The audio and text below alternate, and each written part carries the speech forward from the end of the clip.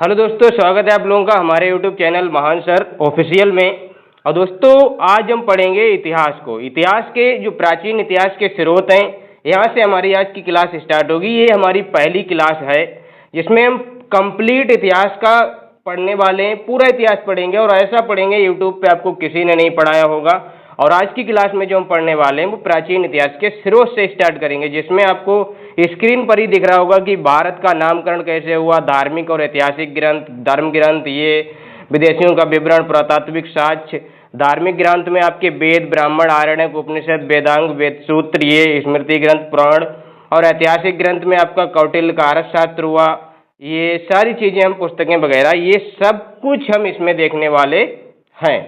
ठीक है, तो मैं आपको दिखा देता हूं कि हम इसमें पढ़ने क्या क्या वाले, मतलब पूरी सीरीज जो हमारी चलेगी इतिहास की, इसमें हम क्या चीजें कवर करेंगे। तो सबसे पहले मैं आपको बता देता हूं, आज की क्लास में हम प्राचीन इतिहास को पढ़ेंगे, अगली क्लास में हम पाषाण काल को पढ़ेंगे। और जैसे जैसे हम पढ़ते जाएंगे वैसे वैसे यहाँ पे आपको टॉपिक यहाँ पे मेंशन होता हुआ नजर आएगा। ठीक है, सारा सिलेबस हम यहाँ पे मेंशन करते जाएंगे जैसे पढ़ते जाएंगे।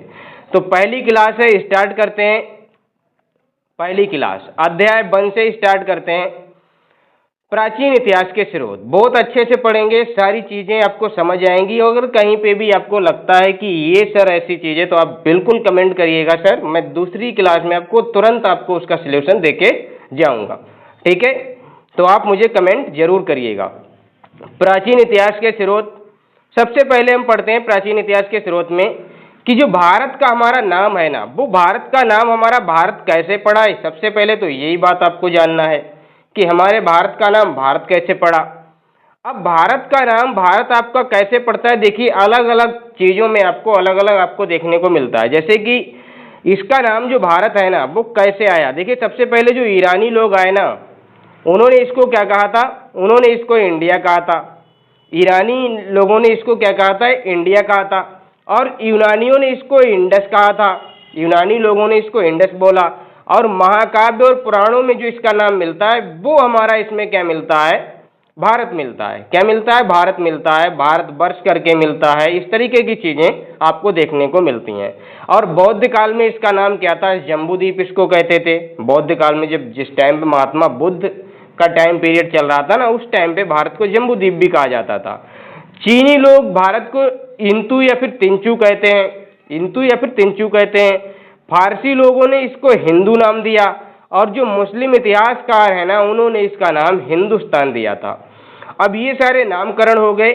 और जो भारत के लोग हैं ना, भारत के निवासी हैं ना, उनको क्या बोला था, उनको भारत के निवासियों को भारतीय बोला था या फिर भारत की संतान बोला था। क्योंकि जो भारत का नाम भारत पड़ा है ना, वो एक राजा हुआ थे, दुष्यंत नाम के राजा हुए थे। उनका एक आपका पुत्र था भरत नाम का, जिसने बताते हैं बचपन में क्या कहते हैं, शेर के दांत तोड़ दिए थे। मतलब शेर के दांत गिने थे या तोड़े थे, इस तरीके की कुछ घटना है। तो उसी के नाम पे आपका क्या है, जो कि भारत एक बहुत बड़े राजा भी हुए थे, तो उन्हीं के नाम पे आपका क्या है, ये भारत नाम पड़ता है। तो ये आपको समझ आया होगा कि भारत हमारा नाम कैसे पड़ा। ये मैप है भारत का हमारा। अब आगे बढ़ते हैं और आपको समझाते हैं कि अब हम देखते हैं धार्मिक और ऐतिहासिक ग्रंथ, क्योंकि हम स्रोत पढ़ रहे हैं ना। धार्मिक और ऐतिहासिक ग्रंथ सबसे पहले हम इसमें पढ़ते हैं। तो धार्मिक ग्रंथ में अगर आप पढ़ते हो तो धार्मिक ग्रंथ जैसे ऋग्वेद हुआ, ऐतिहासिक ग्रंथ में ये कौटिल्य का अर्थशास्त्र है। विदेशियों का विवरण हम देखेंगे, हेनसांग, फाहियान, चीनी, अलग अलग विदेशी यात्री हम देखेंगे। पुरातात्विक साक्ष्य में हम अलग अलग साक्ष्य देखेंगे कि क्वाइन है, पिलर हैं, स्तंभ लेख हैं, ये सारी चीजें हम देखेंगे। ठीक है, अब देखिए धार्मिक और ऐतिहासिक ग्रंथ जो है ना, धार्मिक ग्रंथ में आपके ये वाले हो गए और ऐतिहासिक ग्रंथ में आपके ये वाले हो गए।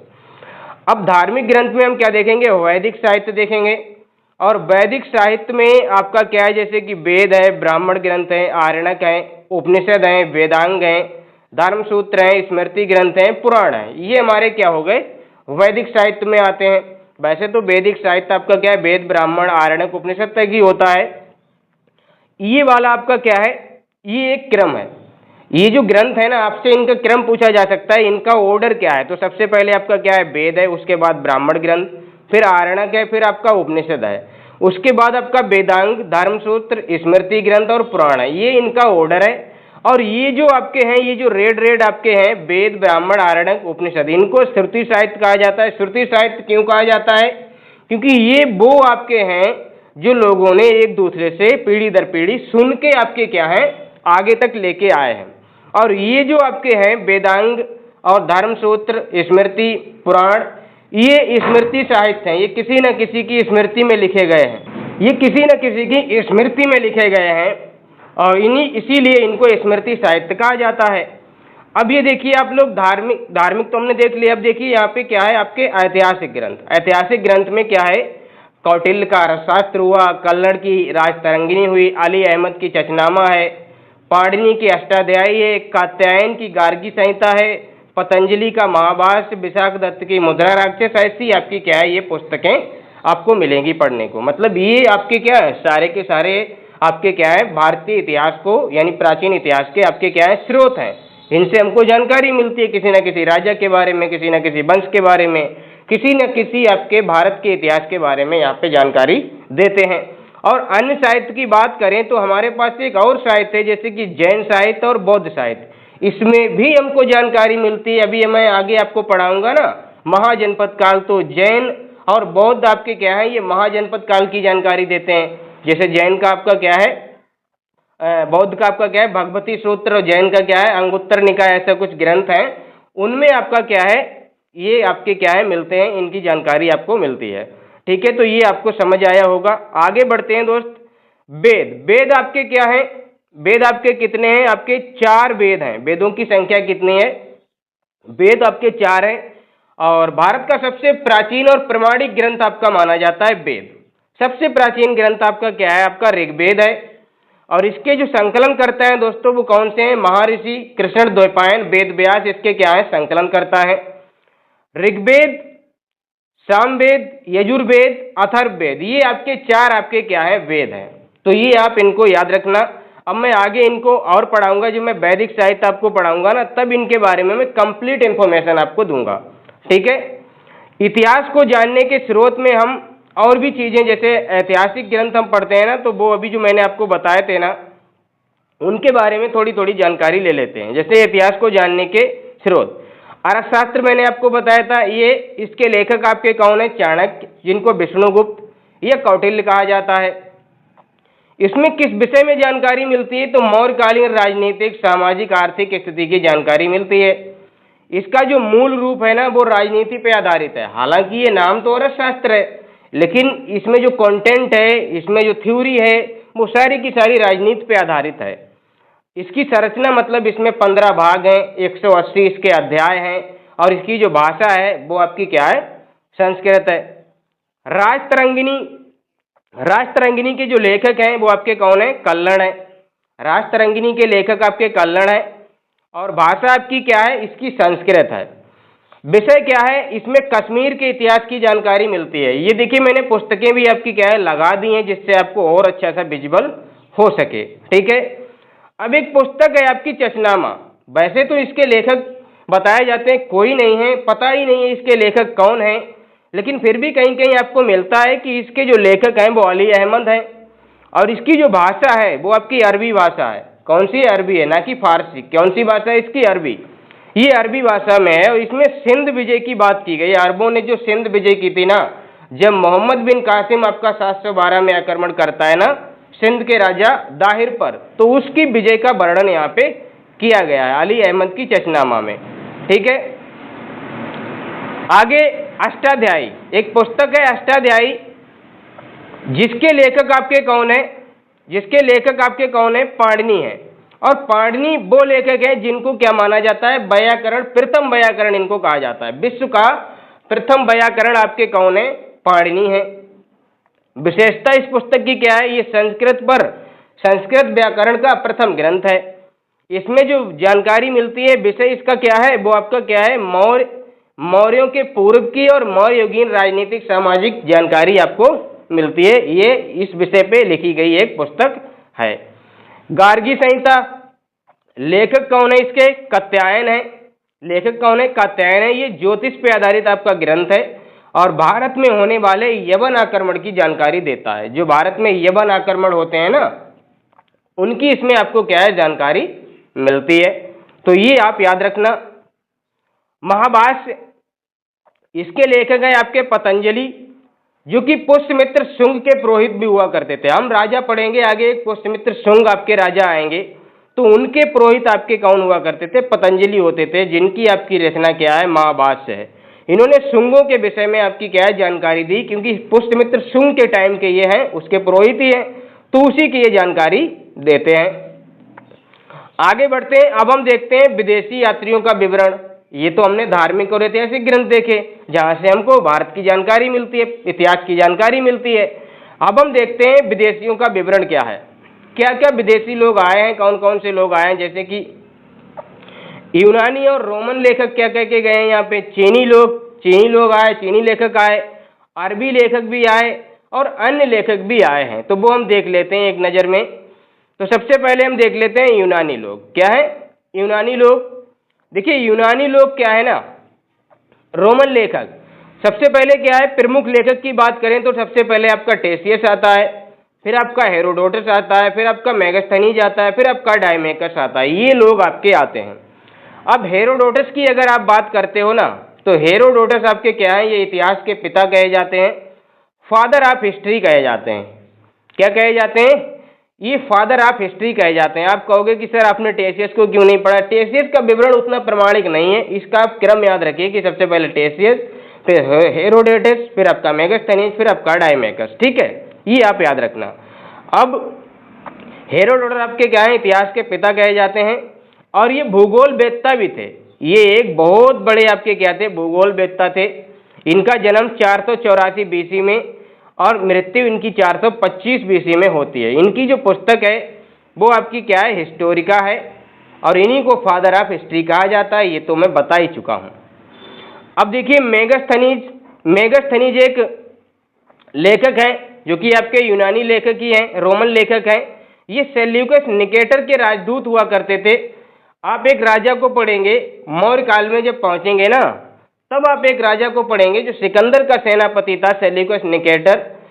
उसका राजदूत आपका क्या था? मेगास्थनीज हुआ करता था, जो कि चंद्रगुप्त मौर्य के दरबार में आया था। और इसकी पुस्तक क्या है? इंडिका आपकी इसकी पुस्तक है। ठीक है, आगे बढ़ते हैं। और भी आपके लेखक हैं यूनानी और रोमन लेखक। इनमें आप देखिए, एक आपका लेखक है डायमेकस, जैसे अभी मैंने आपको बताया था मेगास्थनीज, जो कि चंद्रगुप्त के दरबार में आया था। अब देखिए डायमेकस है, एक आपका क्या है? ये लेखक है। ये सीरिया के नरेश अंतियोकस का राजदूत था। किसके? सीरिया के नरेश अंतियोकस का राजदूत था। बिंदुसार के दरबार में आया था। बिंदुसार कौन है? ये चंद्रगुप्त के बेटे बिंदुसार हैं। फिर एक आपका आता है लेखक डायनोसियस, जो कि मिस्र के नरेश टालमी फिलाडेल्फस का राजदूत था। ये अशोक के दरबार में आया था। ये अशोक कौन है? ये बिंदुसार के बेटे हैं। ठीक है, तो ये आप याद रखना, और क्रम इनका याद रखना। डायमेकस बिंदुसार के दरबार में आया था, और डायनोसियस अशोक के दरबार में आया था। टालमी एक लेखक है, जिन्होंने भारत का भूगोल नाम की एक पुस्तक लिखी है। ठीक है, इसको आप याद रखना। प्लिनी एक व्यक्ति हैं, जिन्होंने नेचुरल हिस्ट्री की पुस्तक लिखी। ये पुस्तकें बहुत बार आपकी एग्जाम में पूछी गई हैं कि नेचुरल हिस्ट्री किसकी है, भारत का भूगोल नामक पुस्तक किसने लिखी है? तो टालमी ने लिखी है। ठीक है, और इसमें जो जानकारी दी है प्लिनी ने, वो आपकी नेचुरल हिस्ट्री में भारतीय वनस्पति और जीवों की जानकारी इसमें आपको देखने को मिलती है। तो ये आप याद रखना। आगे बढ़ते हैं दोस्तों, आगे बढ़ते हैं तो हम पढ़ते हैं चीनी लेखकों के बारे में। तो चीनी लेखक आपके सबसे जो प्रमुख लेखक हैं वो आपका फाहियान है, संयुगुन है, हेनसांग है और इत्सिंग है। ये आपके क्या है? फेमस आपके चीनी आपके लेखक हैं। अब देखिए मैं आपको बताता हूँ, फाहियान जो है ना, ये जो आपका फाहियान है ना, ये फाहियान आपका कब आया था, किस काल में आया था, किसके कौन सा राजा था उस टाइम? तो उस टाइम पे आपके गुप्त राजा चंद्रगुप्त द्वितीय हुआ करते थे, उन्हीं के टाइम पीरियड पे ये आए थे। कौन? फाहियान। और इनकी जो पुस्तक है वो फुगुजी है, जिसको बौद्ध राज्यों का अभिलेख कहा जाता है, क्योंकि इन्होंने बौद्ध धर्म के बारे में बहुत सारी जानकारी इकट्ठी की थी, तो इसीलिए इस पुस्तक को फुगुजी यानी कि बौद्ध राज्यों का अभिलेख कहा जाता है। और इन्होंने मध्य प्रदेश की जनता को सुखी बताया था, कहा कि मध्य प्रदेश की जनता सुखी और समृद्ध है। बहुत अच्छी अच्छी चीज़ें यहाँ पे बोल के गए हैं कि भारत में ये है वो है, भारत बहुत ही सोने की चिड़िया, फलानी चीज, ये सारी चीजें ये लोगों ने बताई थी। ठीक है, तभी तो भारत इतना फेमस हुआ था प्राचीन काल का। अगर आप इतिहास पढ़ते हो ना तो भारत एक वाकई में विश्व में सोने की चिड़िया हुआ करता था।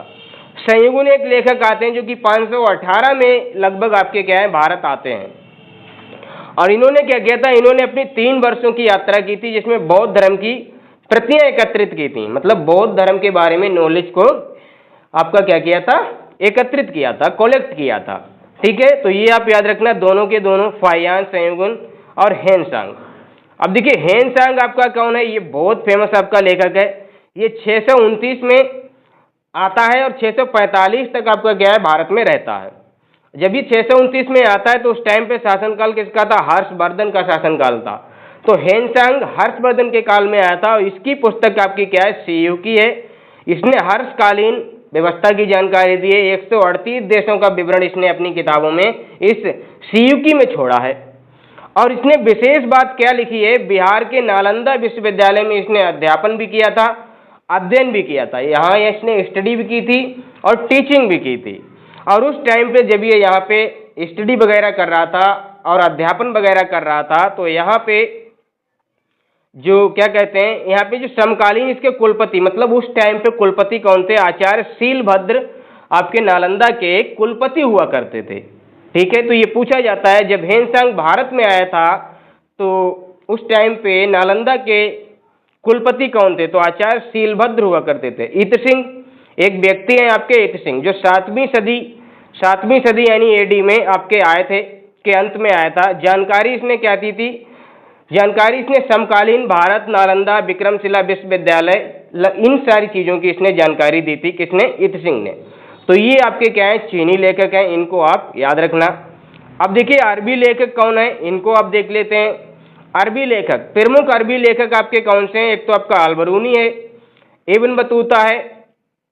अब सबसे पहले हम अलबरूनी को देख लेते हैं। अलबरूनी जो है ना, ये महमूद गजनबी के साथ आने वाला एक अरबी लेखक है और इसकी जो पुस्तक है वो किताबुल हिंद, तहकीक हिंद, भारत की खोज, ये इसकी क्या है पुस्तक है। भाषा इसकी क्या है, अरबी। 80 अध्याय इसमें हैं, अरबी की भाषा है इसमें। मतलब ये जो अलबरूनी ने जो पुस्तक लिखी है किताबुल हिंद, ये अरबी भाषा में आपसे पूछा जाएगा कि ये महमूद गजनबी के द्वारा, मतलब अलबरूनी के द्वारा लिखित पुस्तक तहकीक हिंद या किताबुल हिंद या भारत की खोज किस भाषा में लिखी गई है, तो अरबी भाषा में आपकी लिखी गई है। जानकारी क्या है, भारत के बारे में जानकारी देते हैं। भारत में धर्म क्या है, दर्शन क्या है, त्योहार कौन कौन से हैं, खगोल विज्ञान में इनकी क्या, इनकी साइकोलॉजी रहती है, समाज किस तरह का है, जैसे कि आपका क्या कहते हैं, समाज में आपके क्या है, वर्ण व्यवस्था है, तंत्र मंत्र को बहुत मानते हैं, राजपूत कालीन सामाजिक स्थितियों की भी बात करते हैं। ठीक है, तो ये आपके कौन थे, अरबी लेखक। अब ये एक और आपके अरबी लेखक हैं इब्न बतूता।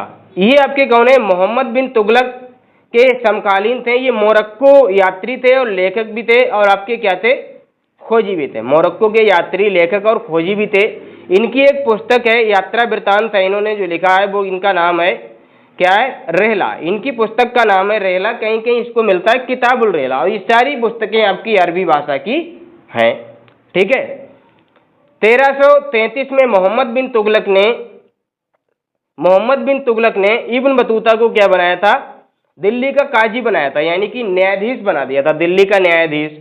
और इसमें जो जानकारी इन्होंने दी है किताबुल रेहला में, वो 14वीं सदी की भारतीय परिस्थितियां क्या हैं, दिल्ली सल्तनत की जानकारी दी है। ये इब्न बतूता ने आपको जानकारी दी है।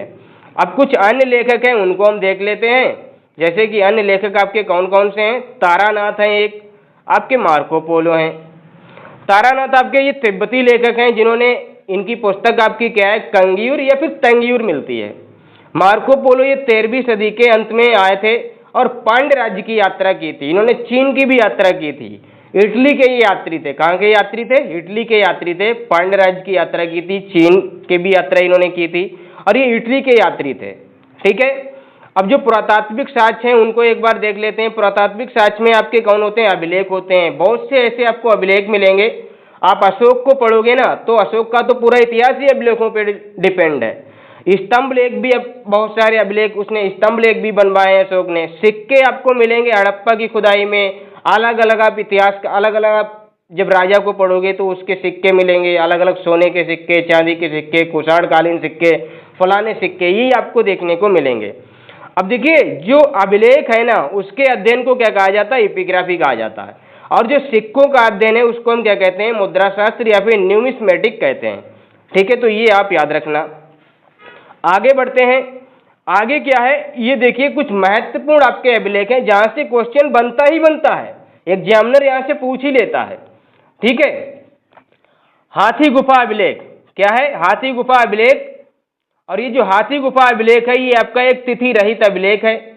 ये कलिंग राज खारवेल के टाइम का है, जो एक आपके राजा होंगे कलिंग के, खारवेल, बहुत ही प्रतापी राजा होंगे खारवेल आपके कलिंग के, उन्हीं के टाइम का ये हाथी गुफा अभिलेख है। इसमें कोई तिथि मेंशन नहीं है कब का है, और इसमें आपका सर्वप्रथम भारतवर्ष का जिक्र आपको मिलता है। ठीक है, जूनागढ़ अभिलेख जो कि रुद्र दामन का है, यहाँ पे सुदर्शन झील का आपको जिक्र मिलता है, सौराष्ट्र गुजरात में ये है। नासिक अभिलेख जो कि गौतमी बलसरी का है, गौतमी बलसरी का है, एक आपके क्या कहते हैं आंध्र सातवाहन वंश आएगा जिसके राजा होंगे गौतमी बालसरी, तो उनका एक अभिलेख है नासिक अभिलेख। प्रयाग स्तंभ समुद्रगुप्त का है। एहोल अभिलेख आपका पुलकेशन द्वितीय का है, पुलकेशन द्वितीय ने एहोल अभिलेख जारी कराया था, और इसमें आपकी क्या है, इसने एक जानकारी दी थी जब इसने हर्षवर्धन पे आक्रमण किया था, हर्षवर्धन और इनका युद्ध हुआ था तो इसने हरा दिया था उनको। ठीक है, मंदसौर अभिलेख मालवा नरेश यशोवर्मन की जानकारी मिलती है, और रेशम बुनकरों की इसमें जानकारी मिलती है। ग्वालियर अभिलेख प्रतिहार नरेश भोज ने इसको जारी कराया था। भित्री और जूनागढ़ अभिलेख ये स्कंदगुप्त के हैं, भित्री और जूनागढ़ अभिलेख किसके हैं, स्कंदगुप्त के हैं, हूड़ आक्रमण की जानकारी देते हैं। देवपाड़ा अभिलेख बंगाल के शासक विजयसेन का है, जो देवपाड़ा अभिलेख है ये बंगाल के शासक विजयसेन का है। बेसनगर जो कि विदिशा का गरुड़ स्तंभ है ये हेलियोडोरस का है, और यहाँ से भारत में मध्य जो मतलब मिडिल भारत है ना उसमें भागवत धर्म की जानकारी मिलती है। एरण अभिलेख भानुगुप्त का है, और ये पहला ऐसा अभिलेख है जिसमें सती प्रथा की जानकारी मिलती है, पहला लिखित साक्ष्य आपका मिलता है सती प्रथा का। ठीक है, हम पढ़ेंगे, ये आपके क्या है, गुप्तकालीन आपके सारे अभिलेख है। एशिया माइनर का बोगजगोई अभिलेख जो कि 1400 BC आपका क्या है पुराना, 1400 साल आपका ईसा पूर्व आपका पुराना है, और इसमें वैदिक देवता मित्र हैं आपके, वरुण हैं, इंद्र हैं, नासत्य का जिक्र मिलता है। और ये क्वेश्चन हजारों बार आपका पूछा जा चुका है कि एशिया माइनर का जो बोगजगोई अभिलेख है इसमें किन किन देवताओं की जानकारी है, ये किन किन देवताओं की जानकारी, इसमें कौन सा देवता ऐसा नहीं है। तो इस तरीके से आपका मैथ्स दी कॉलम में ये फलानी चीज़ों में आपका ये मिलता है, अलग अलग टाइप से ये क्वेश्चन आपका बार बार आपका पूछा जा चुका है। ठीक है, तो आज की क्लास हमारी यहीं रहेगी, अगली क्लास में हम आगे पढ़ेंगे, बहुत अच्छे से पढ़ेंगे। मैं आपको एक चीज़ बता देता हूँ कि एक क्लास हमारी क्या आएगी, अभी संविधान की आएगी, जिसमें हम इंडियन पॉलिटी को कवर करेंगे, और ये पहली क्लास ही आपकी इंडियन पॉलिटी की होगी जिसमें हम ये सारी चीज़ें, राज्य क्या है, संविधान क्या है, संविधान की ज़रूरत क्यों होती है, और ये किन किन एग्जाम्स के लिए ज़रूरी होता है, ये सारी चीज़ें हम इसमें कवर करेंगे। ठीक है, तो अगर क्लास आपको अच्छी लगी है तो क्लास को आप लोग क्या करना, लाइक करना, और हमारे चैनल को क्या करना, सब्सक्राइब कर लेना, हमारे चैनल को सब्सक्राइब कर लेना। एक हमारा महान सर चैनल है, ये हमारा महान सर ऑफिशियल चैनल है, तो ये दोनों ही आप सब्सक्राइब कर सकते हो, दोनों ही आपको मिल जाएंगे। एक पे हम जो नया कंटेंट है वो पढ़ाते हैं, एक पे जो हमारी पुरानी वीडियोज हैं उसको हम पढ़ाते हैं, मतलब पुराने जो कंटेंट है उसको रिवाइज करा रहे हैं, तो वो आप पढ़ सकते हो। ये वही आपका स्टार्ट हो रहा है, तो आपका क्या है, ये यहाँ से आपकी PDF आपको मिलेगी, यहाँ पे आपको टेलीग्राम चैनल का लिंक आपको डिस्क्रिप्शन में मिल जाएगा, तो वहाँ से आप ज्वाइन कर लेना। फिर हम मिलते हैं अगली क्लास में, तब तक के लिए धन्यवाद।